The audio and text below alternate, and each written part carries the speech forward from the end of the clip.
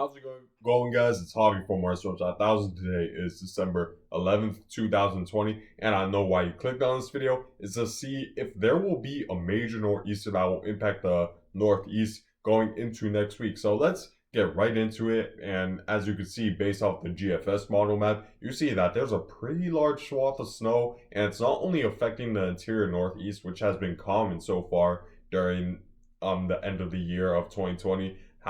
It's also affecting New York City and Boston and Philadelphia as well, all throughout the I-95 corridor. So this could affect millions of more people than what you typically see in in recent nor'easters, where we've been mostly seeing the snow mainly stay far north of the I-95 corridor of the major cities. However, this nor'easter has the potential to bring potentially heavy snow in the big cities going into next week. So, what are the chances of this? How powerful this will be, um and what impacts will you experience? I'll answer those questions right now. So, to begin, let's first look at how this storm is expected to originate based off the GFS models forecast, because as you can see, there's going to be a little bit of low pressure that will move through the Rocky Mountain ranges and then Oklahoma City as well, and it'll bring some snow throughout Oklahoma, Kansas, and like I said, the Rocky Mountain ranges. And as it passes through, it's gonna bring a little bit of a dip behind it. And while this storm won't be the nor'easter I'm talking about, it will bring a little bit of a dip, just enough to where this low pressure will have some instability to work with. It's gonna create some convection, and as a result, it's gonna be a much more defined low pressure system as it continues to move onward to the east. And you can see that just north behind it, there's going to be a lot of cold air. You see the blue contours, the blue lines moving along with it as it moves on eastward. And we do see a snow band form just right around Minnesota and the northern part of the United States, as that snow band, which was associated with a mid-latitude cyclone that's located in the northern Pacific, will continuously move to the east along with this low pressure system, and that'll be the driving force for that instability to really create the convection and to really develop this low pressure system, especially when that cold air will interact with that warmer Gulf Stream water as well as the Gulf of Mexico a little bit to bring some thunder shower activity throughout the southeast. And as a result, this low pressure will develop just enough uh to bring potentially snow and a pretty large swath of rain and snow throughout the northeast. And for a lot of the northeast, it's going to be mostly snow because the GFS is currently expecting a pretty big dip behind it as a result of this sort of very small scale Alberta Clipper moving eastward. And as the storm continues to develop, the winds from the north will get stronger, the winds from the northwest will get stronger, and that'll increasingly strengthen this storm's instability to the point where it's just going to be uh, a an endless cycle where this storm will continuously develop as the northwest winds continue. And since those northwest winds will continue, there's going to be more instability, and with more instability, the storm's going to get stronger, and with more convection, there's going to be even stronger winds, and even stronger northwest winds will create sort of a domino effect and just a cycle, an endless cycle that will keep this storm to continue strengthening just off the coast of the northeast, which is a reason why the GFS model is so lenient on bringing pretty big snowstorm throughout the northeast, because there's going to be just enough cold air and instability to really create that thunderstorm convection, and to really create a lot of convection. And with the cold air that's going to wrap around behind it, there's going to be more winds with it as well, which will accelerate the convection within the storm, and will create a snowstorm along the northeast that will affect more than just the interior northeast region. So what are the chances of this? So if we take a look at the timing, you see that I'm going 6 days out, and I know I tend to use the rule that I don't want to usually go 5 days out when it comes to forecasting any sort of snowstorm or any sort of weather in general, because going beyond 5 days, it gets really uncertain. The computer models really don't have enough information in present day and within the next 24 hours to really determine how the weather will play out. There's still deficiencies in the computer model forecasts that make it very difficult for the computer models to really narrow down their forecast beyond 5 days. However, I just wanted to bring this up because both the European and the GFS are leaning towards some sort of nor'easter forming, and they're at nearly the exact same location. There are definitely differences. However, for the most part, differences are small. The GFS is slightly a little bit more offshore and a little bit weaker than the European model, and I would say that with the GFS model forecast, you're more likely to see snow along the I-95 corridor, since the low pressure system, which is filled with a lot of converging air molecules, pretty much combining together, which is creating warmer temperatures.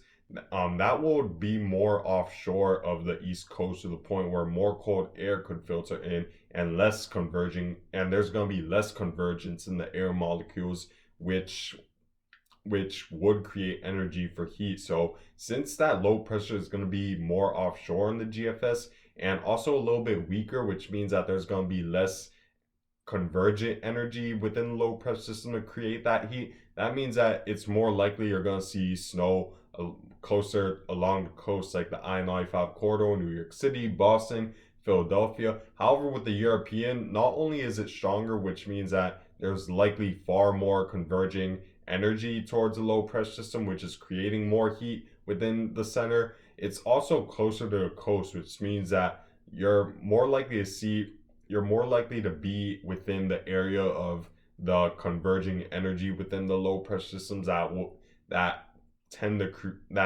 do create heat when air molecules converge, to a point where it might be just enough heat to fend off that cooler Arctic air that's going to be to the northwest of it and bring more rain along the coast. However, in both scenarios, there's going to be a snowstorm, because there is going to be enough cold air for some type of snow, whether you're along the coast or not. Interior northeast should experience snow, and really the track depends on how much snow each area could get, because the more offshore this goes, the more likely the coastal regions will get impacted far more. However, the closer to shore it goes, then you're more likely to see far more heavy snow along the interior northeast. So we definitely need to watch its trajectory over the next several days. And you might be asking, what will determine its trajectory? Well, it also depends really on how the jet stream dips, because like I said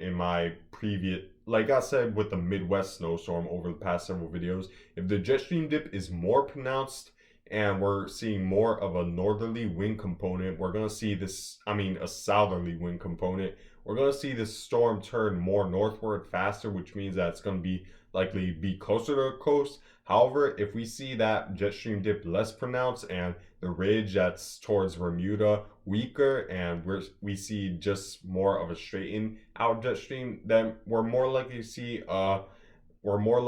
a trajectory that leans more towards an offshore track. So we definitely need to watch how this jet stream reacts and how this clipper system moves through the North United States. However, the point is that we're still very uncertain. 6 days out, it could completely change, and we might not even get snow from this system, as there's still that possibility that it could mainly just stay far enough off the northeast coast, to a point where you won't experience any sort of snow in the northeast. We just have to wait and see, and there still is that possibility it could go far west enough to the point where most of the northeast doesn't experience snow, and it's mainly a rain event for a lot of you guys. So we just need to keep in mind of how the weather plays out over the next several days, and how the trajectories of certain ridges and as well as the clipper systems are moving off northwest. We need to keep track of those trajectories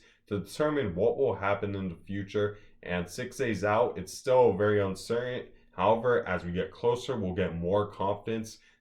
And I'll promise you guys, I will remind you when the forecast changes. Now, let's move on to a forecast which is more closer to home in terms of how close it is in timing, as we're pretty much only about 24 hours from this event, and it's a Midwest snowstorm I've been talking about over the past several days. So this the radar as of right now. It's Friday, December 11th. It's around 3 a.m. right now. I'm recording very late. So as you can see, for the most part, there's not a lot of rain. There's not a lot of snow. The snow pressure is still relatively weak. However, as daytime comes, as it continues to move on more to the north, it's gonna encounter a little bit more instability, and there's gonna be more unstable air due to daytime heating that's gonna occur as a result of the dry conditions over the southeast United States, which will allow the shortwave radiation to hit the ground and really heat up the southeast United States to a point where it'll increase the unstable air between the much colder air of the Arctic and the warmer southeast air, to the point where we're going to see more instability and convection as a result of this. And we're going to see thunderstorm activity, potentially severe, around eastern Texas and going into Louisiana. So watch out for that. But outside of that, you obviously see we're going to see more rain continue as of this. And keep in mind, this only happens in a matter of 4 hours. By 7 a.m., we already have a pretty defined band of rain and a little bit of snow forming in Nebraska. And then if we move forward, already around 11 a.m., we see a pretty big band of rain. So throughout the Midwest, just east of the Mississippi River Valley, definitely watch out for rain for your weekend. And then we begin to see that snow band form and that precipitation move into Milwaukee and Chicago right around noon time, right around middle afternoon, around 3 o'clock. We're already beginning to see that snow band form as it encounters more of that cold air. And then if we continue to move forward to around nighttime, you see that the precipitation has already reached middle of Michigan, right around Flint, and we see a lot of snow just north of Milwaukee. And you might be thinking that, oh, this band isn't big, but just wait and see as we go more in the night, as the temperature begins to lower as the nighttime goes on, as the long wave radiation is released from the ground late at night. We're gonna see that the temperatures cool down, and we're also gonna see more of a defined snow band as the storm continues on more northward and encounters more of that Arctic air, where you see by early morning Saturday, northern Michigan is in extremely heavy snow. I would say the snow is in excess of 1 to 2 inches per hour. So in Saturday morning will be treacherous and pretty much impassable on the roads, to say the least, in North Michigan. So I do not recommend going out in North Michigan past midnight, because that snow will begin right around 11 to 12 a.m. at Friday to early Saturday morning, and it will be just treacherous for you guys. And even outside of northern Michigan, that band will extend. We're going to see a little bit more of snow on the backside of this system, where this what used to be an upper level low will transition more into a mid latitude cyclone. So we're going to see that moisture wrap around the backside of this low pressure system, and it'll encounter the instability that's brought up from this cold air that's going to be behind it. And as a result, we're going to see a pretty hefty band of snow, even if you're well past the low pressure in Iowa and even Kansas. So keep in mind of that, just south of Des Moines, Iowa, where you could experience snow. And then you see that if we continue to move forward, that snow, it might begin as rain for you guys in Milwaukee. However, it will transition to snow eventually as the backside of this storm comes in and more cold air filters in. And you see that you're experiencing even snow as far south as Chicago potentially. And this snow extends to Canada, and northern Michigan is just going to get pounded all day by heavy snow extending from 7 a.m. in the morning all the way till 12 a.m. at midnight on Saturday going into Sunday. So it is definitely not something to play with, especially if you're in northern Minnesota. I mean, Michigan, my bad, and extending to Wisconsin, Iowa, and Kansas, where you could experience a ton of snow from this system. Obviously, we're only 24 hours out, and there won't be any major shifts in the forecast. And here are the current snowfall total forecast for this snowstorm. You see that it's mostly 3 to 5 throughout Iowa and just north of Chicago. Chicago is now missing out on snow. However, if this low pressure system shifts just a couple miles south, you could experience up to 5 inches of snow in Chicago. While the forecast expects no snow at this point, do not rule out the possibility you might get the surprise, because that still, I think, could happen if the slow pressure system moves just far south enough to where the cold air could filter in Chicago to bring more snow in that area.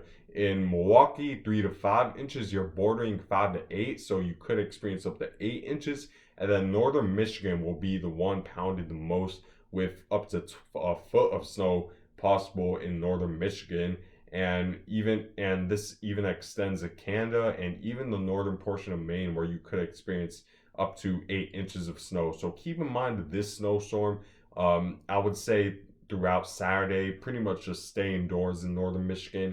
And same goes for Milwaukee, and even extending as far to the southeast as Dodge City and Des Moines. Definitely watch out for snow and prepare for a pretty significant snowstorm for a lot of the Midwest going into tomorrow, going into late tomorrow and throughout Saturday.